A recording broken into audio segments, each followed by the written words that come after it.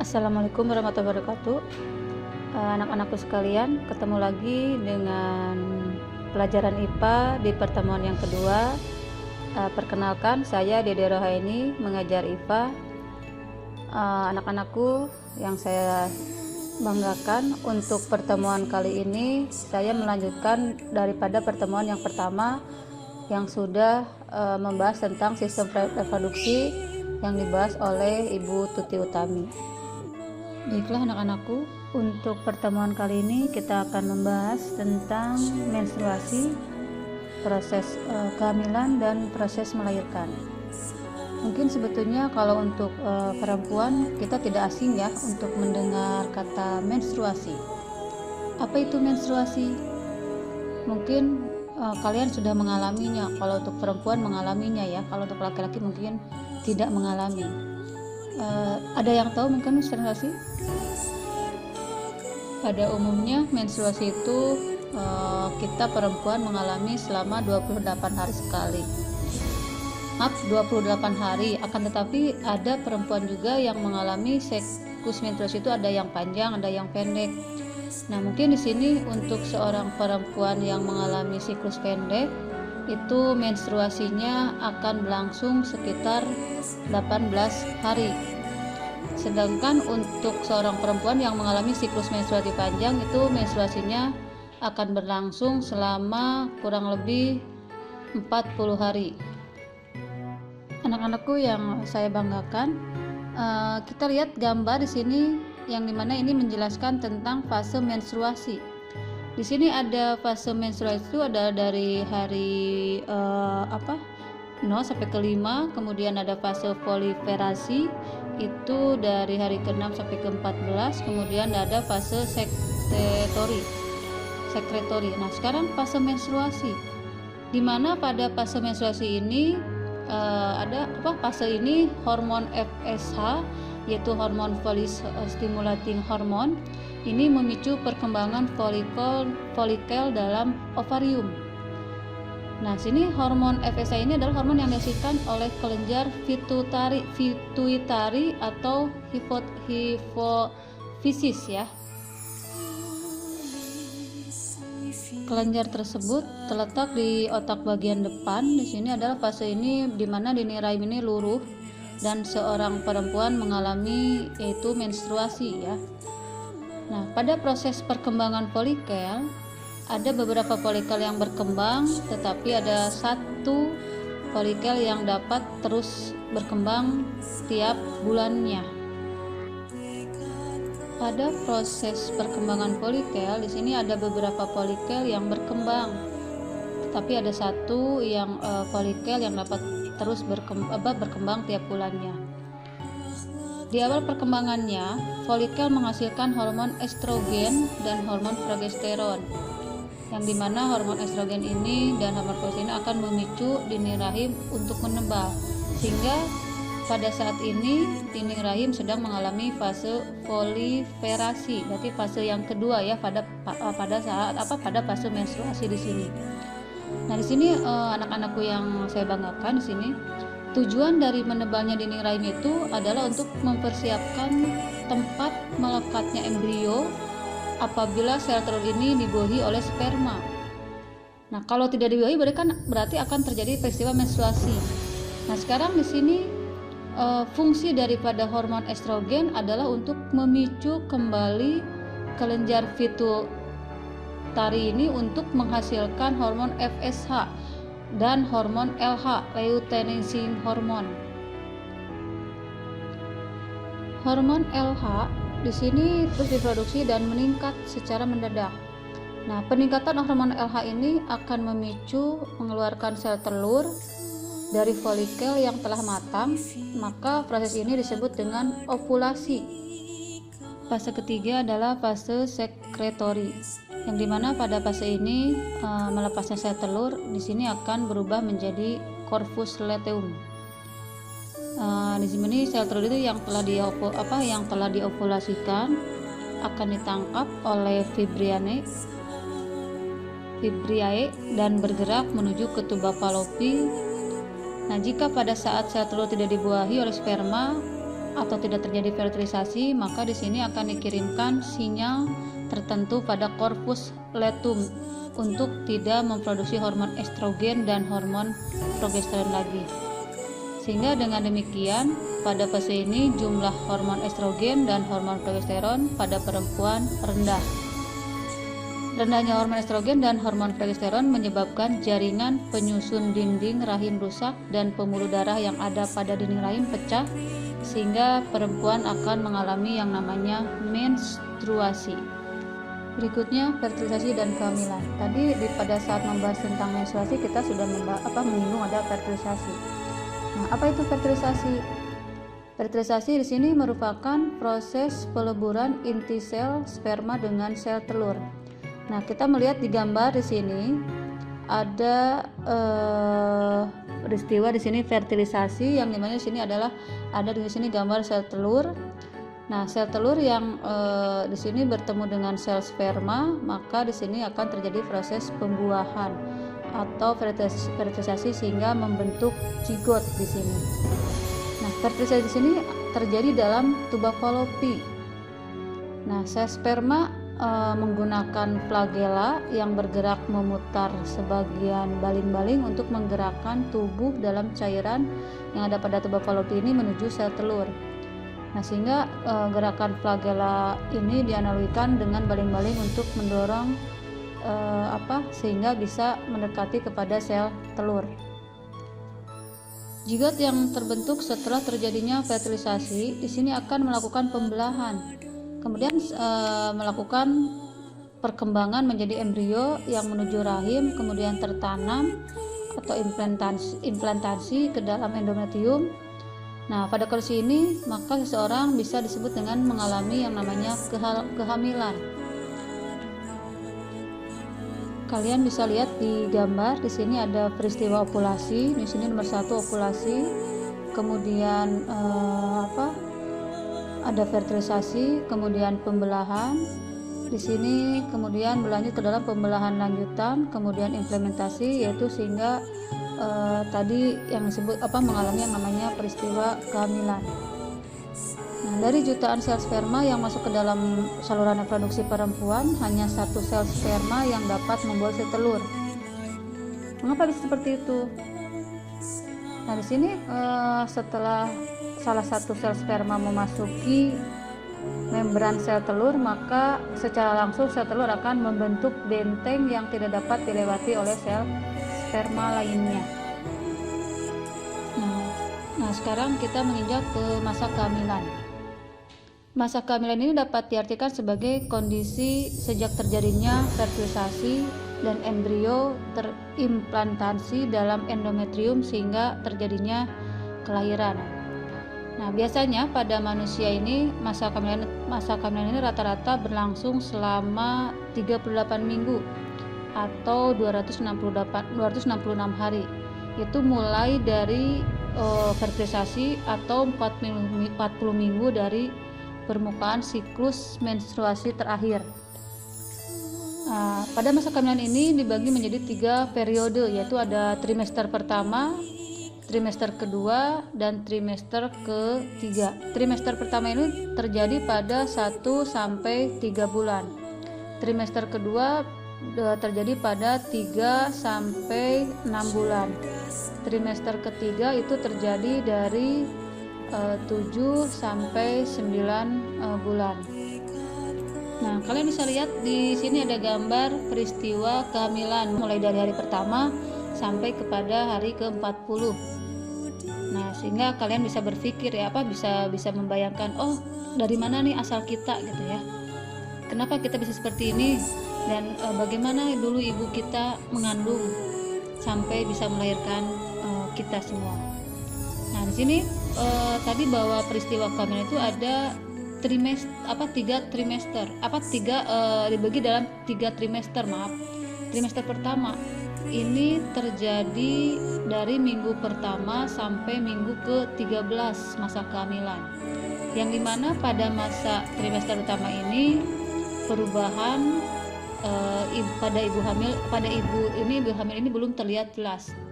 Akan tetapi biasanya terjadi perubahan itu dalam bentuk tubuhnya, misalnya peningkatan kadar hormon estrogen dan hormon progesteron.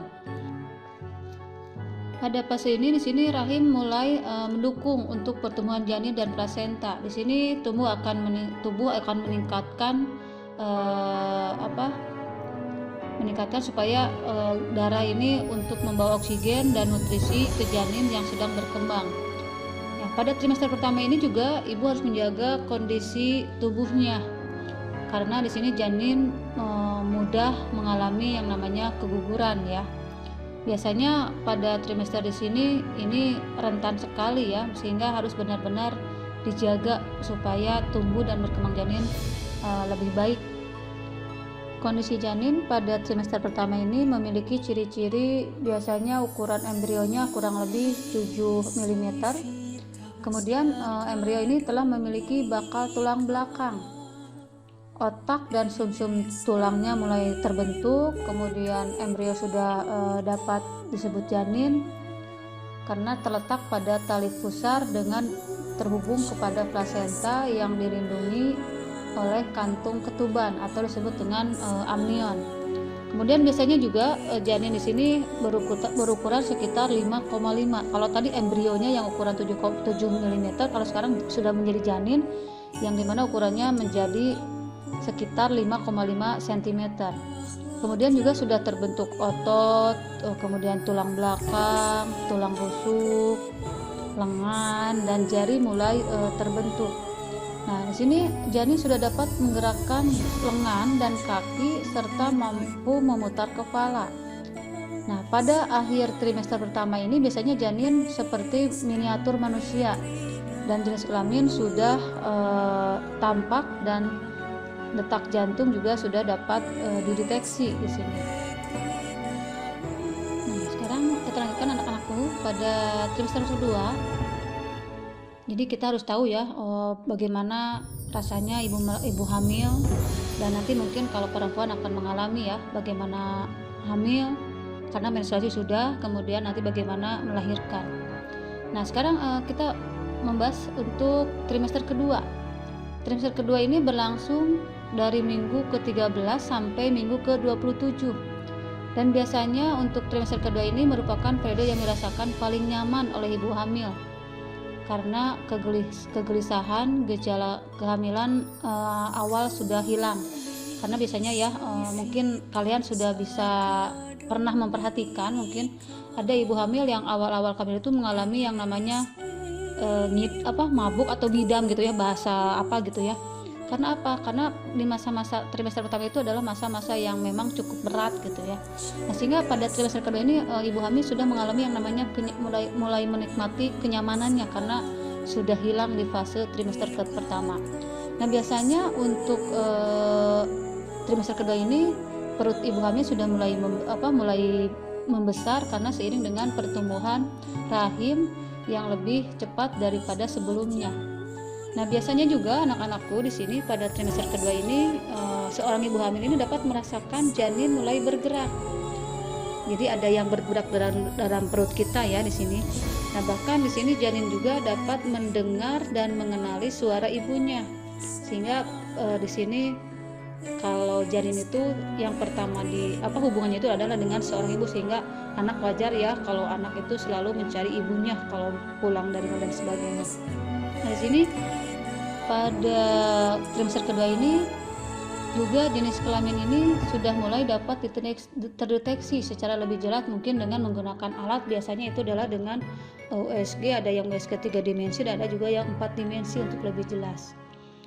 Nah, kemudian kondisi janin pada trimester kedua ini, di sini ukuran janinnya sudah mulai agak besar, yaitu biasanya 10 cm, kemudian berat badannya juga 0,5 kg dan janin sudah terlihat seperti bayi ya. Nah, kemudian jari tangan dan jari kaki sudah terbentuk, bagian ujung jari juga sudah tumbuh kuku, kalian bisa perhatikan di gambar ya. Kemudian janin telah memiliki alis dan bulu mata. Selain itu juga permukaan kulit ditubuhi oleh rambut. biasanya juga ya kalau ibu hamil itu kalau pada trimester kedua ada yang bergerak-gerak itu sudah suka kerasa agak geli-geli gimana, karena itu mungkin katanya dari rambut itu. Janin sudah mulai bergerak aktif, kemudian pada trimester kedua ini biasanya mata janin sudah membuka. Nah ini kalian bisa lihat di gambar. Nah kalian bisa lihat juga di Mbak Google ya, lihat gambar-gambarnya. Nah kemudian pada trimester terakhir atau ketiga, nah trimester ketiga ini berlangsung dari minggu ke-28 sampai dengan masa kelahiran bayi. Nah biasanya pada periode ini janin sudah bisa membuka dan menutup mata, menendang, meregangkan badan, dan bahkan merespon cahaya. Biasanya ketika memasuki bulan ke-8 di sini pertumbuhan otak janin akan berlangsung lebih cepat. Sedangkan bulan ke-9 paru-paru sudah siap untuk berrespirasi sendiri. Nah, kondisi janin pada trimester ketiga ini, sistem sirkulasi dan respirasi janin mengalami perubahan yang memungkinkan untuk bernapas dengan dunia luar.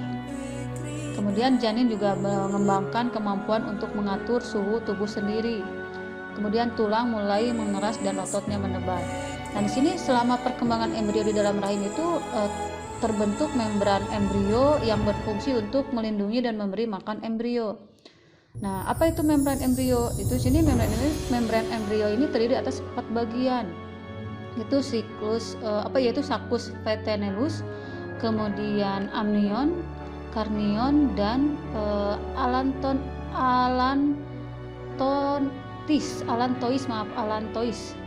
Membran embrio ini terdiri atas 4 bagian, yaitu saccus pinnitenus, kalian bisa lihat di gambar ya, kemudian amnion, carnion, dan allantois. Nah di sini siklus vitrinalus itu merupakan kantung kuning telur yang terletak antara amnion dan plasenta. Di sini merupakan tempat keluarnya sel-sel darah merah dan pembuluh darah yang pertama. Nah kemudian amnion. Amnion ini merupakan selaput pelindung embrio, di mana dinding amnion ini menghasilkan getah berupa air ketuban yang berfungsi untuk melindungi janin dari tekanan dan benturan, kemudian memberi ruang gerak pada janin, kemudian sebagai cadangan nutrisi bagi janin. Sehingga kalau kalian berpikir kenapa ya janin dalam rahim itu bisa kuat, karena ternyata di sini ada amnion di sini yang berfungsi melindungi janin itu dari tekanan dan benturan. Kecuali mungkin benturannya yang cukup keras sehingga bisa mengakibatkan keguguran atau yang lainnya, itu berarti benturannya cukup keras walaupun kita memiliki amnion itu sebagai pelindung. Nah kemudian yang berikutnya adalah carnion. Carnion ini adalah merupakan selaput yang terdapat di luar amnion, yang dimana carnion dan allantois ini merupakan akan tumbuh keluar membentuk jonjot dan berhubungan dengan dinding rahim. Jonjot carnion ini menempel pada dinding rahim, yang dimana di dalam jonjot ini terdapat pembuluh-pembuluh darah yang berhubungan dengan peredaran darah ibu melalui perantara plasenta. Nah, yang terakhir di sini adalah allantois. Di sini terletak dalam tali pusar yang berfungsi menghubungkan sirkulasi embrio dengan plasenta. Nah, plasenta sendiri sini dengan embrio ini dihubungkan oleh tali pusar. Di dalam tali pusar terdapat 2 buah pembuluh nadi dan sebuah pembuluh balik yang berhubungan dengan pembuluh-pembuluh darah dalam plasenta. Sehingga zat makanan, oksigen dari pembuluh darah ibu dialirkan melalui plasenta ke tali pusar, selanjutnya di sini ke pembuluh darah embrio, sehingga janin mendapatkan makanan, oksigen, dan yang itu adalah melalui plasenta ke tali pusar ya. Kemudian zat sisa dan karbon dioksida dari pembuluh darah embrio dikeluarkan melalui tali pusar menuju plasenta dan akhirnya dialirkan melalui pembuluh darah ibu. Nah, sehingga kenapa kita hubungannya sangat erat sekali dengan ibu, karena kalian bisa barusan memperhatikan bagaimana itu janin mendapatkan makanan, nutrisi, oksigen, kemudian mengeluarkan karbon dioksida dan zat sisa makanan itu ternyata melalui plasenta, tali pusar yang dihubungkan dengan pembuluh darah ibu. Nah, kemudian di sini kalau kita sudah membahas tentang peristiwa kehamilan, maka di sini akan melahirkan. Peristiwa melahirkan. Mungkin kalau untuk perempuan agak sedikit nyengir ya, kalau untuk laki-laki mungkin bisa ketawa kalian melihat ini. Nah, baik, untuk proses melahirkan ini dipicu oleh tingginya level hormon estrogen. Tingginya kadar estrogen dalam darah memicu kepekaan uterus terhadap hormon oksitosin. Di sini oksitosin itu dihasilkan oleh fetus yaitu janin, yang dimana oksitosin juga dapat merangsang plasenta untuk menghasilkan hormon prostaglandin. Di sini hormon oksitosin dan prostaglandin akan meningkatkan frekuensi kontraksi otot secara otot uterus, kemudian kekuatan kontraksi dan durasi kontraksi sehingga bayi lahir. Biasanya pada mulanya kontraksi terjadi selama 30 detik atau kurang dalam rentang waktu 25 hingga 30 menit. Nah, sehingga pada puncaknya kontraksi ini dapat terjadi selama 60 hingga 90 detik dan terjadi setiap 2 hingga 3 menit. Detik-detik akan keluarnya janin ya di sini. Dan di sini kontraksi otot uterus dimulai dari otot bagian atas lalu menuju ke bawah, kemudian memberikan gaya dorong pada bayi untuk keluar melalui serviks. Nah, gaya dorong inilah yang semakin kuat, kepala bayi akan mendorong dinding serviks. Nah, sehingga dinding serviks ini terdorong dan melebar, maka akan merangsang dihasilkannya hormon oksitosin. Nah, dengan meningkatnya hormon ini akan membuat kontraksi otot secara terus-menerus semakin kuat. Di sini juga akan menghasilkan gaya dorong yang dihasilkan semakin besar. Kalian bisa lihat di sini ada gambar. Di sini ada tanda panah biru dan tanda panah kuning. Tanda panah biru ini adalah gaya dorong otot rahim. Di sini ada yang kuning itu adalah gaya gesek dengan rahim. Nah, yang berwarna biru ini menunjukkan gaya dorong ya tadi, bahwa akan terjadinya peristiwa melahirkan. Nah, di sini arah gaya gesek selalu berlawanan dengan arah gerak benda pada proses kelahiran. Nah, arah gerak bayi yang mendesak keluar berlawanan dengan arah gaya gesek yang arahnya menuju ke dalam. Ketika bayi keluar dari serviks dan gaya gesek disalurkan serviks, maka akan semakin membesar karena kecilnya diameter serviks. Nah, di sini kalian bisa lihat sendiri ya gaya gesek dan gaya tekan di sini. Nah, gaya gesek ini akan menahan gerakan bayi untuk keluar. Akan tetapi di sini hormon oksitosin yang dihasilkan selama dinding serviks terdorong akan memperkecil gaya gesek tersebut. Nah, sehingga selain adanya oksitosin, kemudian gaya gesek juga diperkecil dengan adanya cairan ketuban yang berperan sebelum pelumas atau pelicin ketika bayi keluar.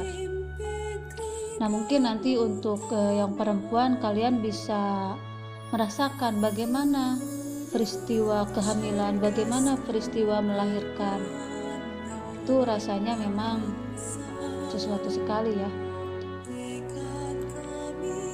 Nah, itu mungkin untuk pertemuan kali ini kita sudah membahas tentang peristiwa menstruasi, kemudian apa itu fertilisasi, kemudian proses kehamilan dan proses melahirkan. Yang untuk perempuan mungkin kalian akan mengalaminya kan. Nah, untuk laki-laki tidak mengalaminya ya. Nah, itu mungkin anak-anakku untuk pertemuan kali ini udah cukup sekian. Nah, kalau misalkan ada yang tanyakan, kalian boleh nanti bisa langsung menghubungi saya. Terima kasih. Assalamualaikum warahmatullahi wabarakatuh.